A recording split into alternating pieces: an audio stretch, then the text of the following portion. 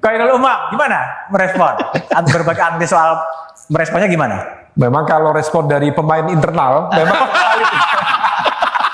Pemain internal. tadi disebut oleh Bang Masinton katanya bagian dari sponsor dulu. Tapi begini, Mas Budiman, Saya sebetulnya menunggu-nunggu. Saya di hak angket itu saya menunggu-nunggu.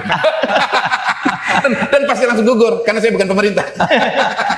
ya terkait dengan hak angket ini, rasa-rasanya ini diajukan sebagai sebuah bentuk mosi tidak percaya terhadap jalur konstitusional sebagai proses dalam konteks sengketa pemilu di Mahkamah Konstitusi.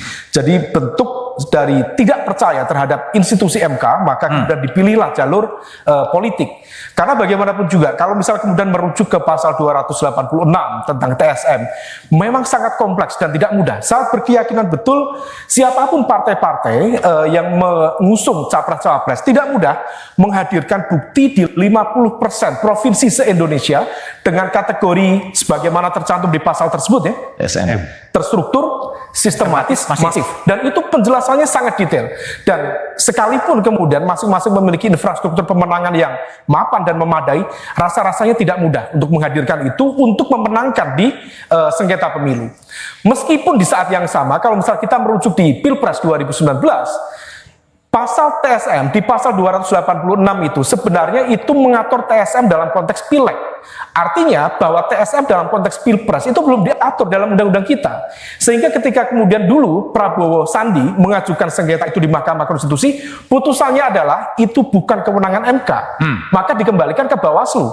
Tampaknya teman-teman itu sudah paham kalau ini dilanjutkan di MK, satu tentu dari produk yang harus kemudian diajukan bukti-bukti validnya tidak mudah dikumpulkan, di saat yang sama rasa-rasanya akan mentok juga. Maka dipilihlah hak angket tadi. Angket. Nah, hak angket tadi kita perlu telaah lebih dalam, Mas. Tentu pertama ini berpotensi menjadi sebuah alat politik yang cukup mematikan untuk mendelegitimasi kredibilitas dari pemerintahan Pak Jokowi. Karena kalau misal kita buat skema ya, gabungan dari partai-partai di kubu 01 dan juga kubu 03 itu jumlahnya praktis ada di sekitar 314. Dan 314 itu berbanding misalnya dari partai-partai yang di koalisi 02 itu di 261. Gapnya cukup signifikan. Meskipun di saat yang sama, apakah betul itu bisa mematikan atau tidak bergantung pada soliditas. Nah, fakta politik per hari ini, termasuk ya ketidakhadiran dari PKB dan PKS di forum yang mulia ini, rasa-rasanya juga menjadi sebuah sinyal bagi ketidaksolidan dari Ketidaksolidan atau bagian digembosi. Itu bagian dari sebuah skema dari masing-masing kekuatan. Jadi langkah-langkah mitigasi untuk menggemboskan dan sebagainya tentu akan dilakukan.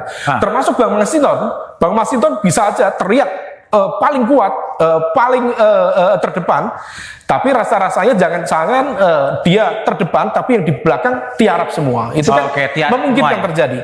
Nah, oleh karena itu, kalau misal kemudian dinamikanya seperti itu, maka besar kemungkinan rasa-rasanya ini hanya akan menjadi alat untuk melakukan bargaining position di hadapan oleh partai-partai politik, terutama di kubu 01 dan juga kubu 03 yang tidak siap berhadapan-hadapan dengan kekuasaan, juga tidak dididik dan di-training untuk puasa dari kekuasaan, sehingga kemudian mereka tentu harus bernegosiasi dan berkompromi secara kepentingan dengan kekuasaan yang untuk dapat apa? Negosiasinya cukup panjang, bukan hanya sekedar logistik, bukan hanya sekedar jabatan menteri, tetapi juga menjaga soliditas internal. Karena praktis dalam konteks dinamika politik di Indonesia, risiko berada di luar kekuasaan itu tidak mudah. Kalau misalnya kita cermati yang memiliki gen kekuatan oposisi yang cukup genuin, salah satunya PDIP. Itu pun juga PDIP bukan tidak bisa per hari ini kita lihat sebagai entitas tunggal. Ada faksi-faksi yang cukup kuat di PDIP.